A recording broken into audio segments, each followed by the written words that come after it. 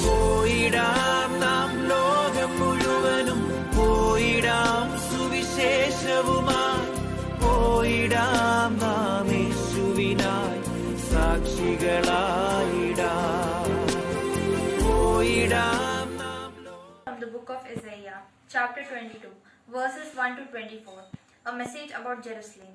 This is a message about the Valley of Vision. What is happening? Why are all the people of the city celebrating on the roofs of the houses? The whole city is an uproar, filled with noise and excitement. Your men who died in this war did not die fighting. All your leaders ran away and were captured before they shot a single arrow. Now leave me alone to weep bitterly over all those of my people who have died. Don't try to comfort me. This is a time of panic, defeat, and confusion in the Valley of Vision. And then Sovereign Lord Almighty has sent it on us. The wall of our city have been battered down, and cries for help have echoed among the hills.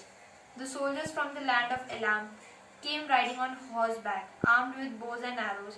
Soldiers from the land of Tyr had their shields ready. The fertile valley of Judah were filled with chariots.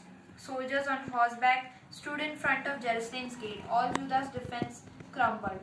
When that happened, you brought weapons out of the arsenal. You found the places where the walls of Jerusalem needed repair. You inspected all the houses in Jerusalem and tore some of them down to get stones to repair the city wall. In order to store water, you built a reservoir inside the city to hold the water flowing down from the old pool. But you paid no attention to God, who planned all this long ago and who caused it to happen. The Sovereign Lord Almighty was calling you then to weep and mourn, to shave your heads and wear sackcloth. Instead, you laughed and celebrated. You killed sheep and cattle to eat, and you drank wine. You said, "We might as well eat and drink. Tomorrow we will be dead." The Sovereign Lord Almighty himself spoke to me and said, "This evil will never be forgiven them as long as they live. I, the Sovereign Lord Almighty, have spoken." A warning to Shebna. The Sovereign Lord Almighty told me to go to Shebna, the manager of the royal household, and say to him, "Who do you think you are? What right have you to carve a tomb for yourself out of the rocky hillside?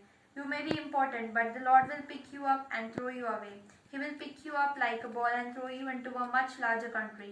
You will die there beside the chariots you were so proud of. You are a disgrace to your master's household. The Lord will remove you from your office and bring you down from your high position." The Lord said to Shebna, "What that happens, I will send for my servant Eliakim son of Hilkiah. I will put your official robe and belt on him and give him all the authority you have had. He will be like a father to the people of Jerusalem and Judah. I will give him complete authority under the king, the descendant of David. He will have the keys of office. What he opens, no one will shut, and what he shuts, no one will open.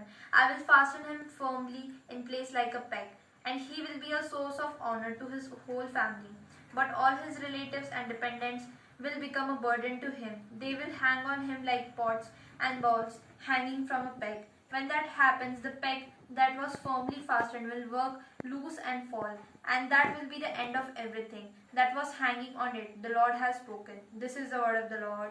പോയിടാം നാം ലോകം മുഴുവനും പോയിടാം സുവിശേഷവുമായി പോയിടാം നാം യേശുവിനായി സാക്ഷികളായി.